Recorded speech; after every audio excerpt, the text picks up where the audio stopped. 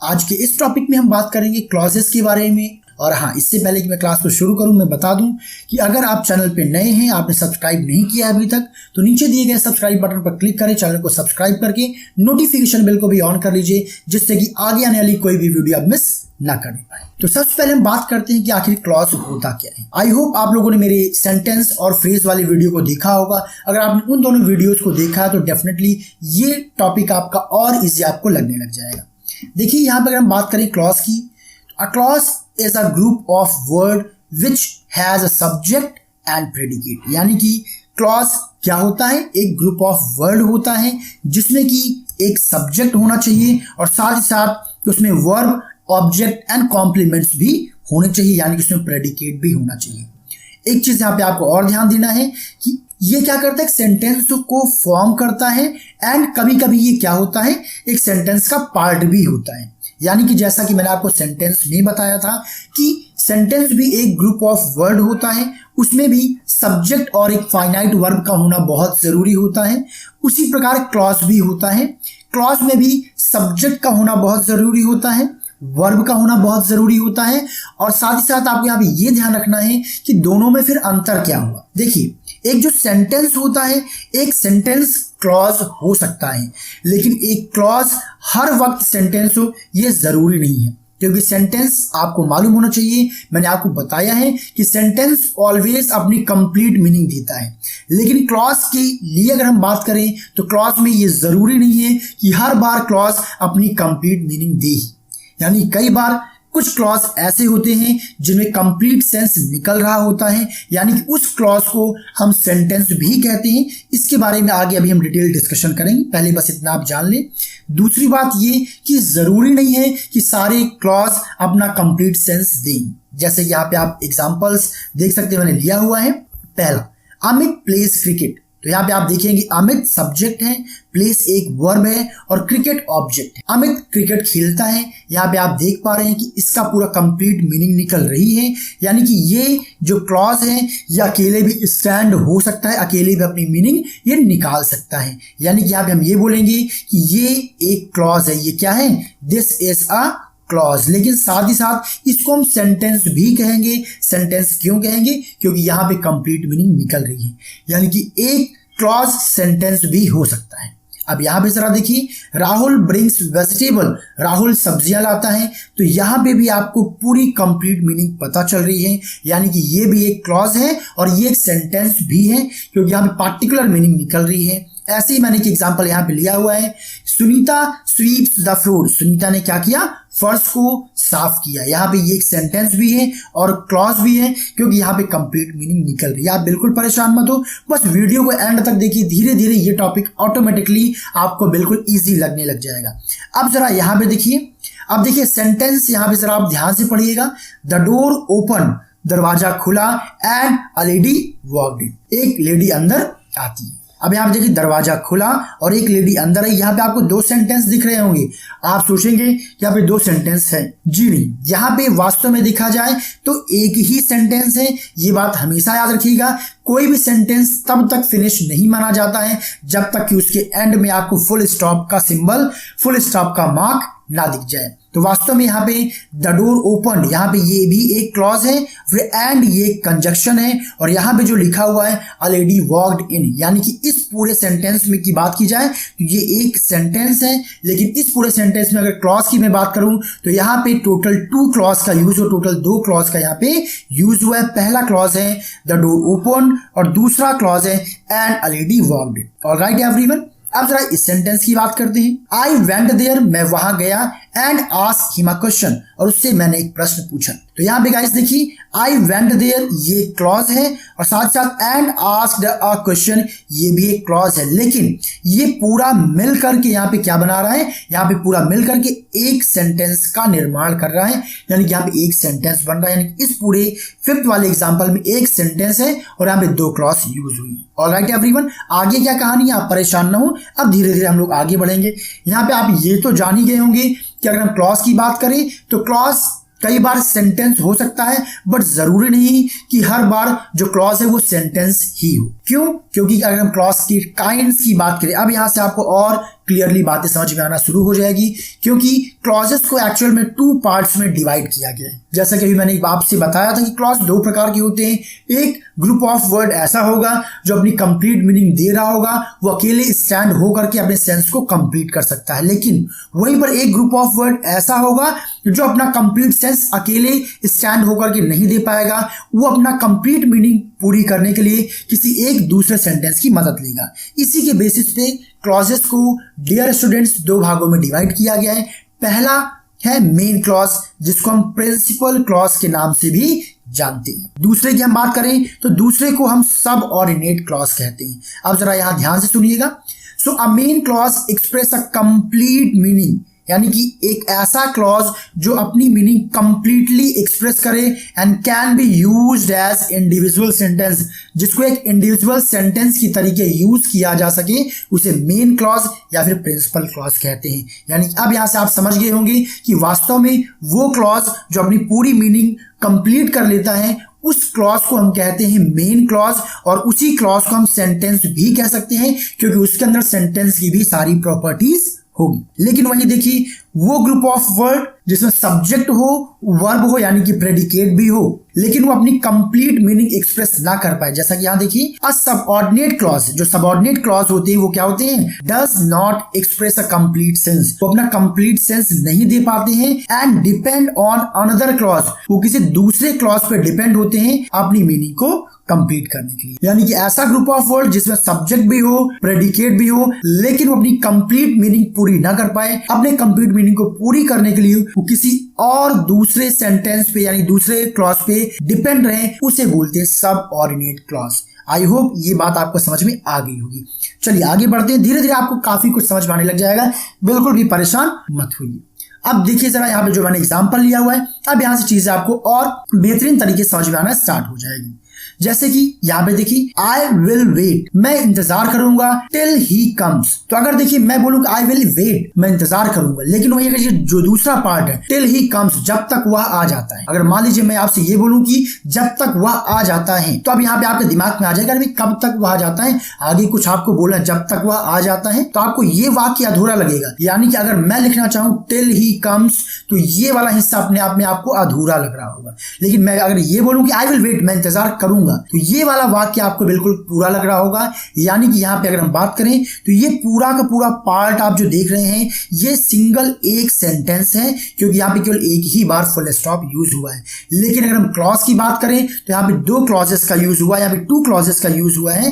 पहला है I will wait और दूसरा है टिल ही कम्स। अब चूंकि आई विल वेट इसका पूरा सेंस निकल रहा है, तो वाइट से जो लिखा हुआ पार्ट है, क्लॉज है, इसको आप बोलेंगे मेन क्लॉज। क्या बोलेंगे, मेन क्लॉज। क्यों मेन क्लॉज बोलेंगे, क्योंकि यहाँ पे ये अपनी कंप्लीट मीनिंग एक्सप्रेस कर रहा है। वहीं टिल ही कम्स, ये वाला जो हिस्सा है, ये वाला जो क्लॉज है, ये अपनी मीनिंग को फुलफिल करने के लिए पहले वाले सेंटेंस यानी पहले वाले क्लॉज की हेल्प ले रहा है। यानी कि टिल ही कम्स, यहाँ पे ये क्या है, ये आपका कहलाएगा subordinate clause. So I hope कि अब आपको ये कंफ्यूजन नहीं आएगा कि कौन सा प्रिंसिपल क्लॉज है और कौन सा सबऑर्डिनेट क्लॉज है। यही सेकंड एग्जांपल देखते हैं। दे आस्क्ड, उन्होंने पूछा। अब देखिए ये बिल्कुल आपको कंप्लीट लगेगा। लेकिन अगर मैं आपसे बोलूं कि व्हाई आई वाज लेट, मैं लेट क्यों था, मैं लेट क्यों था, मैं केवल इतना बोलूं तो आपके दिमाग में बिल्कुल आएगा भाई आगे ये इनकम्प्लीट सा लग रहा है, व्हाई आई वाज लेट। यानी कि यहाँ पे दे आस्क्ड ये कंप्लीट सेंस है, तो ये कहलाएगा यहाँ पे प्रिंसिपल क्लॉज यानी कि main clause. And why I was late, ये वाला पार्ट स्टूडेंट्स कहलाने वाला है यहाँ पे सबऑर्डिनेट क्लॉज। अब थोड़ा सा मैं स्पीड से चलूँ क्योंकि ये वीडियो थोड़ा सा लंबा जाएगा, क्योंकि इसी वीडियो में मुझे इस पूरे टॉपिक को अच्छे से फिनिश करना है। आप चाहें तो इस वीडियो को 2 पार्ट में भी देख लीजिएगा, लेकिन मैं सजेशन करूंगा कि आप इस वीडियो को एक ही पार्ट में देखिए टाइम निकाल करके, जिससे कि आपका कॉन्सेप्ट बिल्कुल क्लियर रहे। अब जैसे यहां देखिए वॉक फास्ट, तेजी से चलो, तो ये देखिए अपने आप ही कंप्लीट है। लेकिन अगर यहां की मैं बात करूं जो येलो कलर से लिखा हुआ है, lest we should miss the train, कहीं ऐसा ना हो कि हम ट्रेन मिस कर दें, तो ये सेंटेंस अपने आप में थोड़ा सा अधूरा लग रहा है। कहीं ऐसा ना हो कि हम ट्रेन मिस कर दें, तो आप बोलो क्यों मिस कर देंगे भाई, तो क्योंकि आप धीरे चल रहे हो, आपको तेज चलने की जरूरत है। तो यहाँ पे lest we would miss the train, यहाँ पे ये वाला पार्ट आपको कहलाएगा सबऑर्डिनेट, और वॉक फास्ट ये आपको कहलाएगा मेन क्लॉज। यहाँ पे सिर्फ 4th एग्जाम्पल देखिए। इफ यू वर्क हार्ड, अगर तुम कठिन परिश्रम करोगे, अब इतने में अगर मैं चुप हो जाऊं तो आपको लगेगा कि आगे कुछ बोलना चाहिए था बट मैंने नहीं बोला, यानी कि ये वाला पार्ट अभी अधूरा है। ये डिपेंड करेगा व्हाइट कलर से जो लिखा हुआ सेंटेंस है इस पे अपने सेंटेंस को कंप्लीट करने के लिए। So if you work hard you will pass, अगर तुम कठिन परिश्रम करोगे पास हो जाओगे। अब देखिए सेंस कंप्लीट हो गया है, यानी कि यू विल पास, तुम पास हो जाओगे। ये देखिए बिल्कुल आपको क्लियर लग रहा होगा, यानी कि यहाँ पर यू विल पास ये प्रिंसिपल क्लॉज है और जो येलो से लिखा हुआ है इफ यू वर्क हार्ड, यहाँ पे ये सबऑर्डिनेट क्लॉज है। फिफ्थ एग्जांपल देखते हैं, ऑल्दो ही इज पुअर, खैर वो गरीब है लेकिन ही इज ऑनेस्ट, वह ईमानदार है। यहाँ पे ऑल्दो ही इज ऑनेस्ट यहाँ पे सबऑर्डिनेट क्लॉज हो जाएगा and he is honest principal clause हो जाएगा।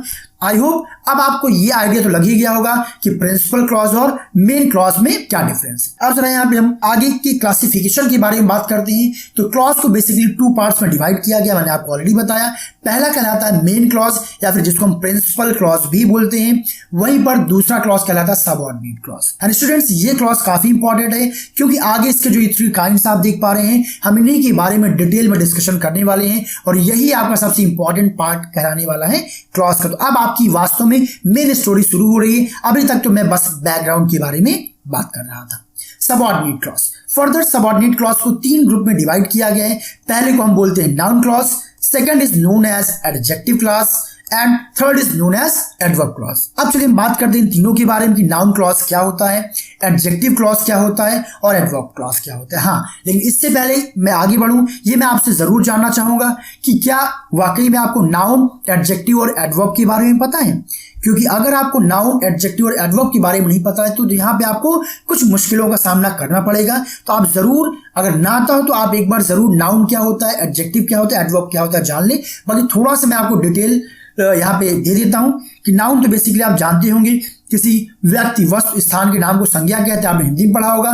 बाकी इंग्लिश में a noun is the name of any person, place, animal, things, कुछ ऐसा डेफिनेशन आपने जरूर पढ़ा होगा, यानी भी कि किसी भी पर्सन का नाम या फिर कोई प्लेस या फिर फीलिंग्स, इन सबको क्या बोलते हैं, नाउन बोलते हैं। डिटेल में अगर आपको ये टॉपिक चाहिए ऑलरेडी मैंने इस पर वीडियो बना रखा है, आप चैनल के प्लेलिस्ट में जाएं, वहां से वीडियो को देखें। एडजेक्टिव क्लॉज यानी एडजेक्टिव क्या होता है, एडजेक्टिव बेसिकली हम उनको बोलते हैं जो नाउन या प्रोनाउन के बारे में एडिशनल इंफॉर्मेशन आपको प्रोवाइड करती है।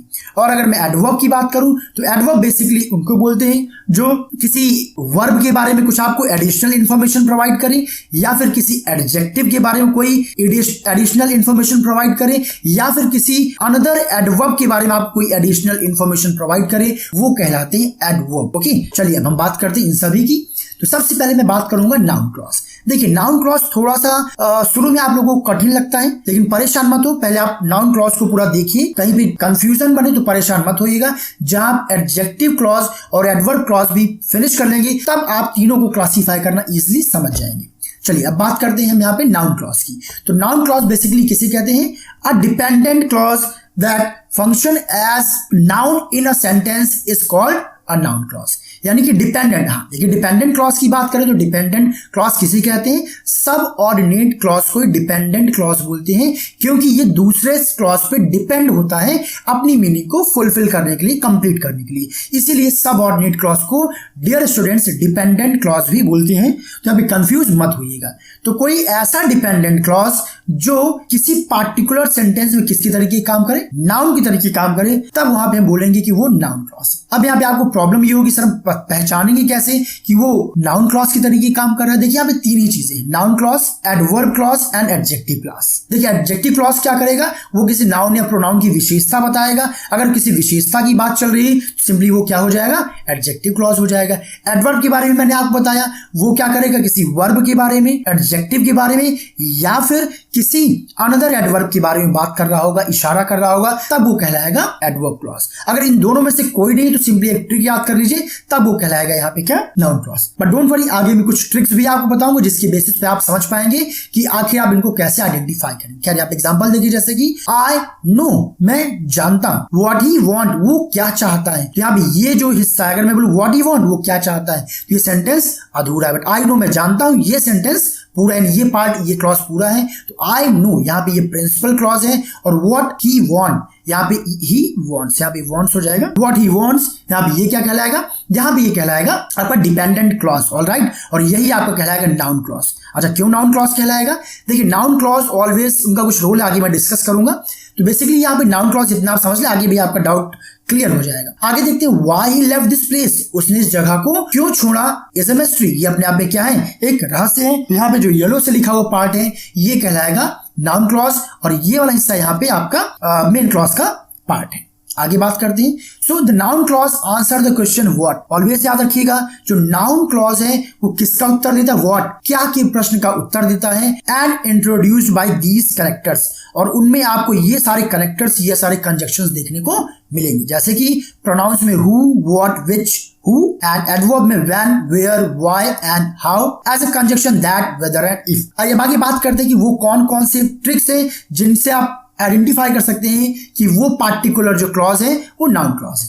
ऑलवेज याद रखिएगा कि जो नाउन क्लॉज होता है अगर किसी पार्टिकुलर सेंटेंस में एक सब्जेक्ट की जगह पर इस्तेमाल हुआ है। अब सब्जेक्ट की जगह पर इस्तेमाल हुआ है का मतलब आप समझ गए होंगे, यानी कि अगर हेल्पिंग वर्ब या यूं कहें कि अगर मेन वर्ब के पहले कोई ग्रुप ऑफ वर्ड ऐसा है जो डिपेंडेंट क्लॉज की तरीके काम कर रहा है, किसके पहले, हेल्पिंग वर्ब के पहले, तब समझ जाइएगा कि वो जो क्लॉज है नाउन क्लॉज है। ऑलराइट, जैसे कि यहाँ पे देखिए, यहाँ पे आपको इस एक हेल्पिंग वर्ब दिख रही है और इसके पहले यहाँ पे एक आपको ग्रुप ऑफ वर्ड दिख रहा है व्हाई ही कॉल्ड हिम, उन्होंने उसे क्यों बुलाया। अब यहाँ पे आपके दिमाग में आना चाहिए कि ये पार्ट देखिए एज अ सब्जेक्ट काम करे इस पूरे सेंटेंस में, क्योंकि सब्जेक्ट ऑलवेज कहाँ होता है, हेल्पिंग वर्ब के पहले, ये तो आपको मालूम ही होगा। So why he called him, अगर सेंटेंस सिंपल है तो ऑलवेज कहाँ होगा सब्जेक्ट, हेल्पिंग वर्ब के पहले। तो यहाँ पे ये एज अ सब्जेक्ट काम कर रहा है, तो कहीं पर भी अगर कोई ग्रुप ऑफ वर्ड जो कि डिपेंडेंट क्लॉज है अगर वो हेल्पिंग वर्ब के पहले है तो वो ऑलवेज नाउन क्लॉज कहलाएगा। ये ट्रिक है, ये दिमाग में बैठा लीजिएगा। ऐसे ही जरा दूसरा एग्जांपल देखिए, यहाँ पे भी देखिए, यहाँ पे इस एक हेल्पिंग वर्ब यूज हुआ है और इसके पहले ये जो ग्रुप ऑफ वर्ड है वेदर ही कम और नॉट, ताकि वो आया कि नहीं आया। अब ये ग्रुप ऑफ वर्ड एक डिपेंडेंट क्लॉज की तरीके है जो कि आगे इस क्लॉज पे डिपेंड कर रहा है, तब यहाँ पे ये क्या कहलाएगा, नाउन क्लॉज, क्योंकि ये एज अ सब्जेक्ट काम कर रहा है। उसी प्रकार अगला example, when I left this place, जब मैंने इस जगह को छोड़ा, is not known to anyone, देखिए is not known to anyone, यहाँ इस क्या है, हेल्पिंग वर्ब है और इसके पहले जो ग्रुप ऑफ वर्ड यूज हुआ है ये एक सब्जेक्ट की तरीके यूज हुआ है, तब ये यहाँ पे क्या कहलाएगा, अब ये यहाँ पे कहलाएगा कि ये क्या है, सब्जेक्ट की तरीके काम हुआ है, तो ये यहाँ पे नाउन क्लॉज कहलाएगा। Similarly last example, what he says is true, आपने यहाँ पे भी वही रियलाइज किया होगा कि इस हेल्पिंग वर्ब यूज हुआ है और इसके पहले जो ग्रुप ऑफ वर्ड है ये डिपेंडेंट क्लॉज है और ये एज अ सब्जेक्ट काम कर रहा है, तब हम बोलेंगे कि यहाँ पे कौन सा क्लॉज है, ये it is a noun clause. Alright everyone, चलिए दूसरे ट्रिक के बारे में जानते हैं। तो दूसरा ट्रिक आपको यहाँ पे ये दिमाग में रखना है कि अगर कोई group of word as a object use हो रहा है, अच्छा एज अ ऑब्जेक्ट यूज होने का क्या मतलब हुआ, एज अ ऑब्जेक्ट यूज होने का ये मतलब हुआ कि ऑलवेज कोई ग्रुप ऑफ वर्ड ऐसा हो जो मेन वर्ब के बाद इस्तेमाल हो रहा हो और एज अ डिपेंडेंट वर्ब हो, यानी कि सब ऑर्डिनेट क्लॉज हो, तब वो कहलाएगा नाउन क्लॉज, क्योंकि ऑब्जेक्ट ऑलवेज कहाँ होता है,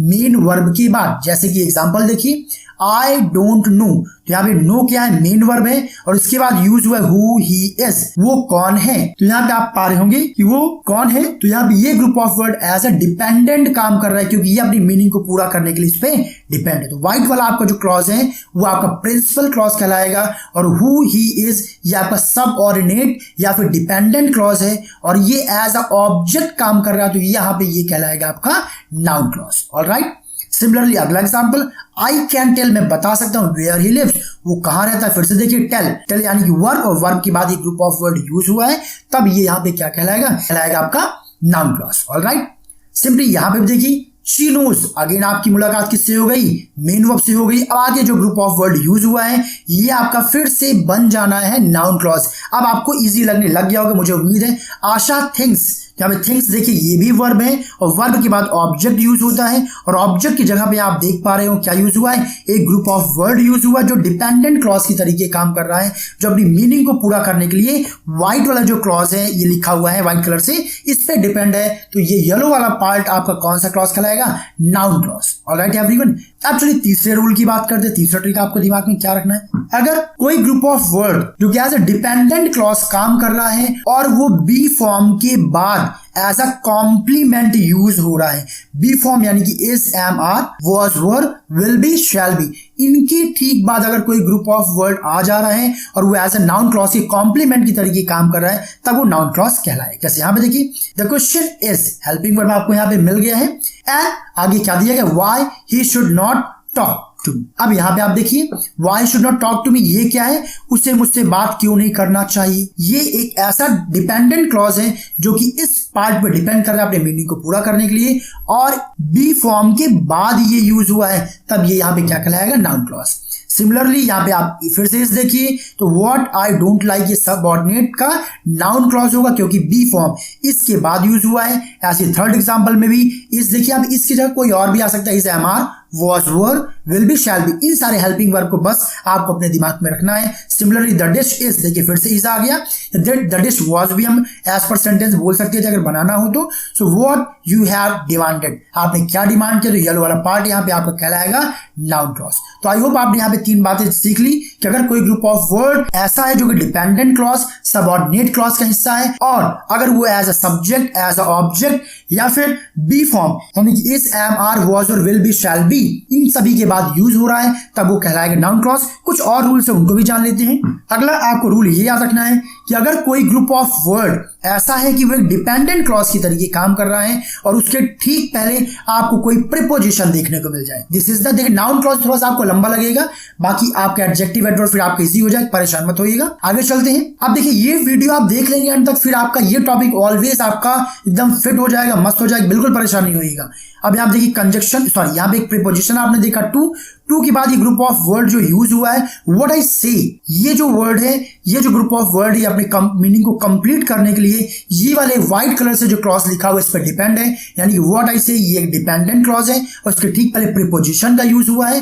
तो ये डिपेंडेंट में कौन से ग्रुप का कहलाएगा, ये कहलाएगा बच्चा नाउन कहलाएगा, नाउन क्लॉज कहलाएगा। सिमिलरली सेकंड एग्जांपल देखिए, I was not aware of, देखिए ऑफ एक प्रीपोजिशन यूज हुआ है और यहां देखिए इसके बाद यूज हुआ है how he manage to go there. ये जो पार्ट है ये अपने सेंस को पूरा करने के लिए व्हाइट वाले जो क्लॉज है कलर से लिखा हुआ है उस पर डिपेंड है, यानी कि, और यहाँ पे एक प्रीपोजिशन भी यूज हुआ है, तो प्रीपोजिशन के बाद वाला ये जो पार्ट है ये कहलाएगा आपका noun clause. Alright, similarly they are against whatever I want to do, so whatever I want to do ये आपका कहलाएगा फिर से नाउन क्लॉज, क्योंकि इसके ठीक पहले क्या यूज हुआ है, एक प्रीपोजिशन यूज हुआ है और जो येलो कलर से लिखा हुआ है ये एक डिपेंडेंट क्लॉज है। ओके एवरीवन, अब अगला रूल देखिए, हर एक रूल को मैं इसमें डिस्कस कर रहा हूं, यानी कि ये पढ़ने के बाद आपको फिर कहीं और भटकने की जरूरत नहीं है, आपके हर प्रकार के लगभग प्रॉब्लम्स यहां से सॉल्व हो जाने। आगे की हम बात करें तो he is not sure, sorry अब फिफ्थ की अगर हम बात करें यहाँ पे क्या कॉन्सेप्ट चलेगा, तो यहाँ पे होगा क्या कि एक नाउन क्लॉज ऐसा क्लॉज होगा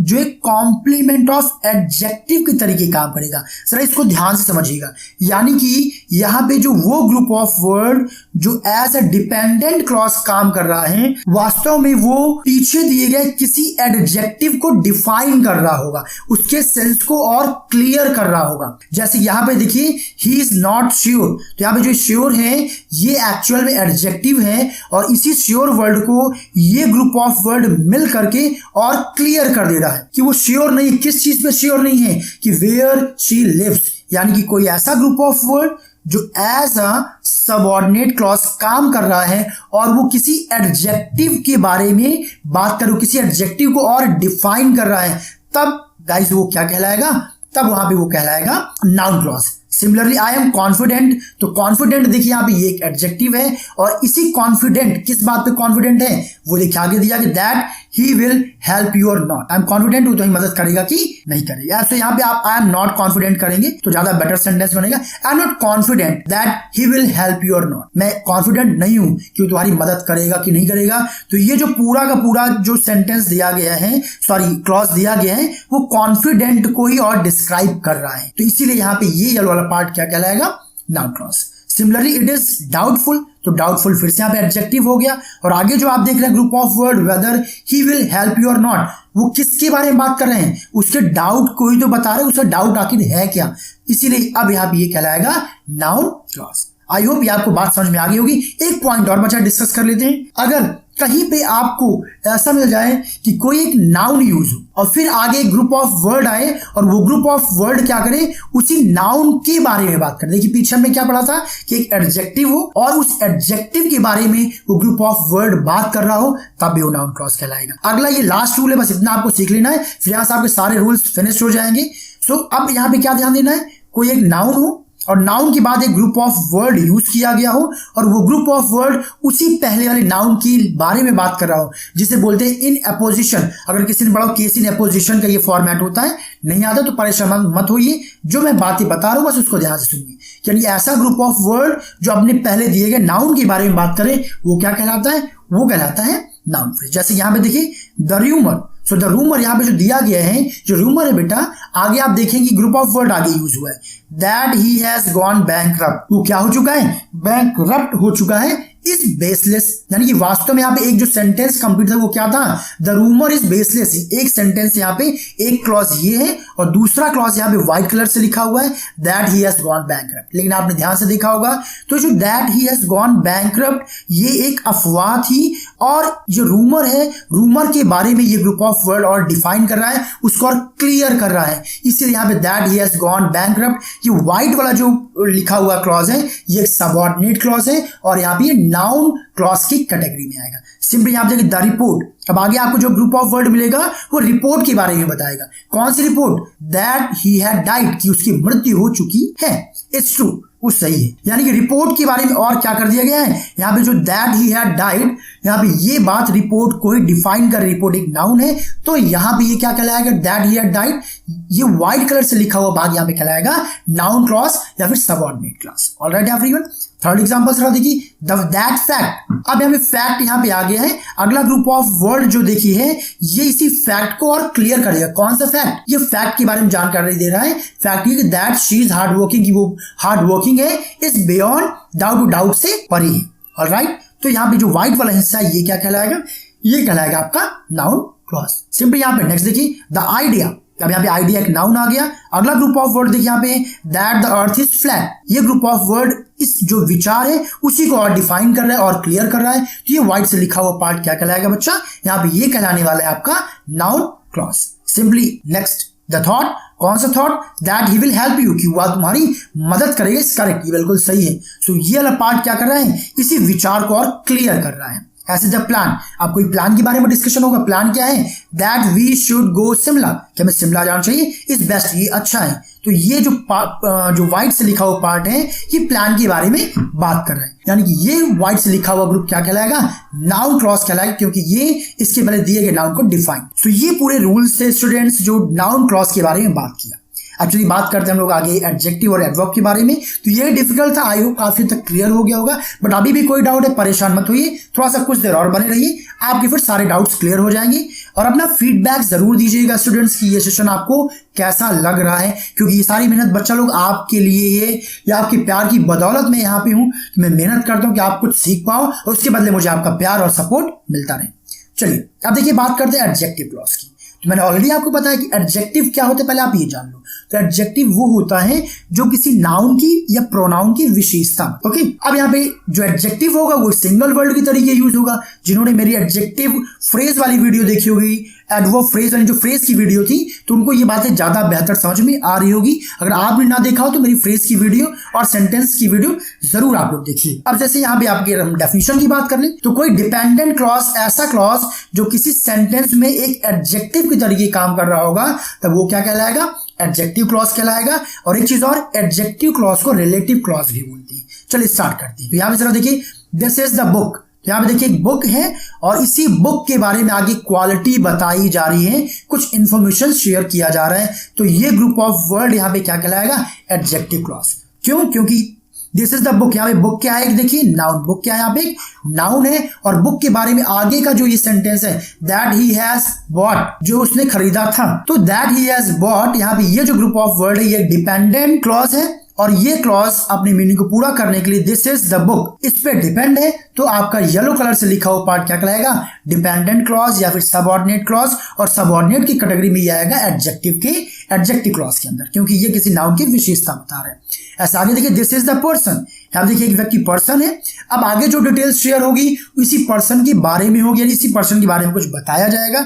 और वो क्या है, हु हेल्प्ड मी यस्टरडे, तो हु हेल्प्ड मी यस्टरडे यहाँ पे ये कहलाएगा एडजेक्टिव क्लॉज। ये आपको थोड़ा सा इजी लग रहा होगा क्योंकि ठीक उसके पहले आपको नाउन मिल जाएगा और आपको लगेगा इजीली कि भाई आगे का जो ग्रुप ऑफ वर्ड है वो उसी नाउन को ही केवल डिफाइन कर रहा है, दैट्स इट। जैसे कि आई सॉ द कार, मैंने उस कार को देखा, दैट ही परचेज, जिसने खरीदा, यानी कि जो परचेज किया वो कार ही तो परचेज किया, यानी यहाँ पे बात की जा रही कार के बारे में ही, तो यहाँ पे ये ग्रुप ऑफ वर्ड कहलाएगा adjective. For example this is the pen, ये वही पेन है विच आई यूज ऑलवेज, जिसको मैं हमेशा प्रयोग करता हूं। तो विच आई ऑलवेज यूज, किसको यूज करता है, ये पेन को ही तो आगे जो बात हो रही है वो इसी पेन के बारे में बात हो रही है, इसलिए आगे का जो ग्रुप ऑफ वर्ड है ये कहलाएगा एडजेक्टिव क्लॉज, क्योंकि ये एक डिपेंडेंट क्लॉज है और ये अपनी मीनिंग को फुलफिल करने के लिए आगे वाले sentence this is the pen पे डिपेंड है। फॉर एग्जांपल देखते हैं जरा, दिस इज द बॉय, ये वही लड़का है। अब देखिए आगे जो बात होगी इस लड़के से रिलेटेड ही होगी।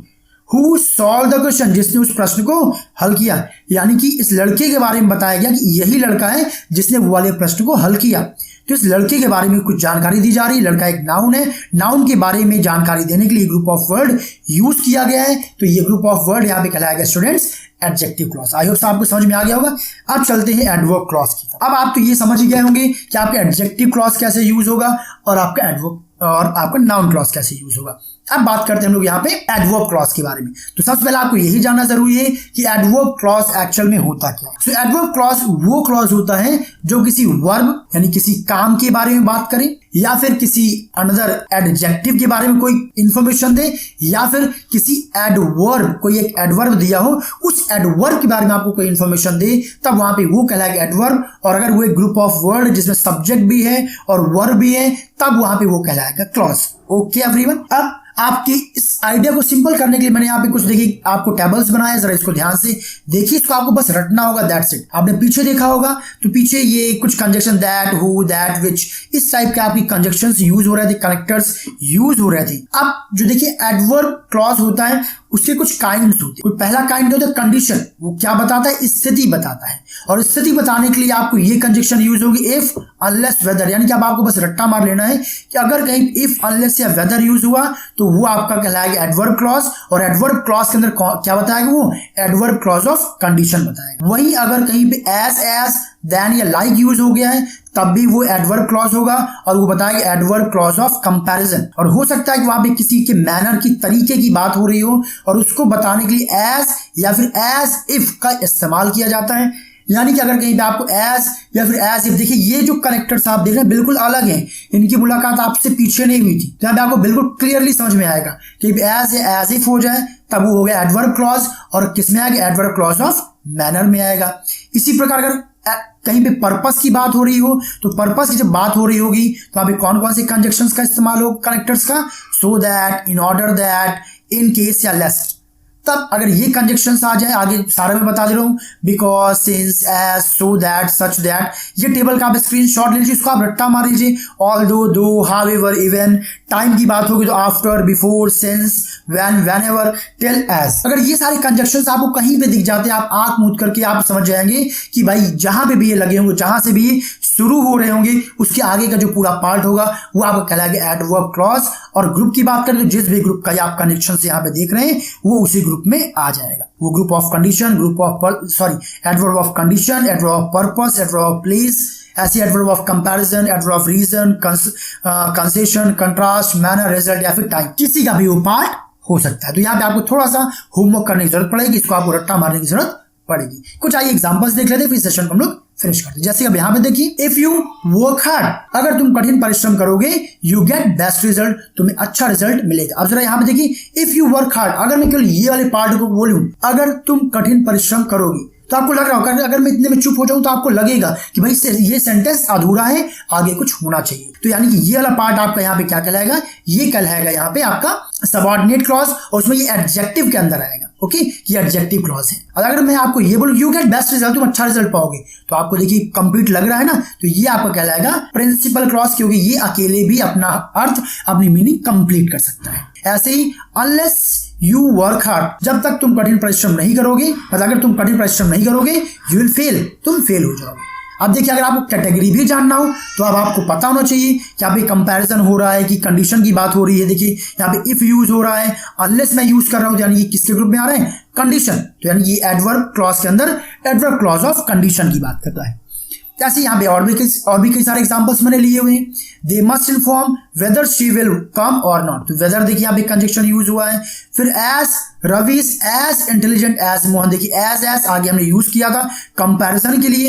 यहाँ पे ये आपका जो येलो वाला हिस्सा ये आपका हो जाएगा यहाँ पे एडवर्ब क्लॉज, और एडवर्ब क्लॉज के अंदर क्या होगा, एडवर्ब क्लॉज ऑफ कंपैरिजन। ऐसे he is better than Ananya, वो अनन्या से बेटर है। तो यहाँ पे बेटर देखिए यूज हुआ है, बेटर देन, यहाँ पे ये पार्ट भी आप क्या हो जाएगा, फिर से आपका एडवर्ब क्लॉज हो जाएगा। एडवर्ब क्लॉज में ग्रुप कौन सा होगा, एडवर्ब क्लॉज ऑफ कंपैरिजन, क्योंकि यहाँ पे कंपैरिजन किया जा रहा है। आई होप अभी आपको समझ में आने लग गया होगा। अब मैं चाहूंगा कि जरा आप इन सारे सेंटेंसेस को पढ़िए और फिर बैक में आप कंजक्शंस को ढूंढिए कि कौन सा कंजक्शन किस ग्रुप में यूज हुआ है, और उसको आप लोग खुद से सेल्फ सॉल्व करिए, तब आपके लिए बेटर होगा। बाकी अगर मैं सोल्यूशन की बात करूं तो जो भी पार्ट मैंने येलो कलर से लिखा हुआ है that is part of adverb clause, वो सारा का सारा एडवर्ब क्लॉज का हिस्सा है। व्हाइट से जो लिखा हुआ है वो अपने आप में मेन क्लॉज है, आप उसको सिंपली आइडेंटिफाई कर सकते हैं। इसका आप स्क्रीनशॉट ले लीजिए, क्योंकि आगे कुछ सेंटेंसेस मैंने एग्जांपल्स और लिए। ये नेक्स्ट स्लाइड के एग्जांपल्स, आप इसका भी स्क्रीनशॉट ले लीजिए, और मैं चाहूंगा आप घर में बैठ करके सॉल्व करिए और ढूंढिए कि एडवर्ब क्लॉज के अंदर ये किस ग्रुप में आएगा, क्योंकि सारा का सारा चार्ट मैंने दे दिया है। खैर, इसके बावजूद भी अगर आपको कोई कंफ्यूजन है तो आप अपने कंफ्यूजन को कमेंट सेक्शन में लिख सकते हैं। और साथ ही साथ मैं चाहूंगा बच्चा पार्टी की आपका प्यार भी मुझे मिले, आपका रिस्पॉन्स, आपका फीडबैक भी मुझे मिले, जिससे कि मैं आगे और वीडियोज आपके लिए आ पाऊं, मुझे भी मोटिवेशन मिले कि वाकई आप मेरे वर्क पे अप्रिशिएट कर रहे हैं। बाकी आगे के सेशन की मैं बात करूं तो आगे की वीडियो में मैं बात करने वाला हूं स्ट्रक्चर ऑफ सेंटेंस की। खैर चलिए यहीं से इस सेशन को फिनिश करते हैं, एंड करते हैं।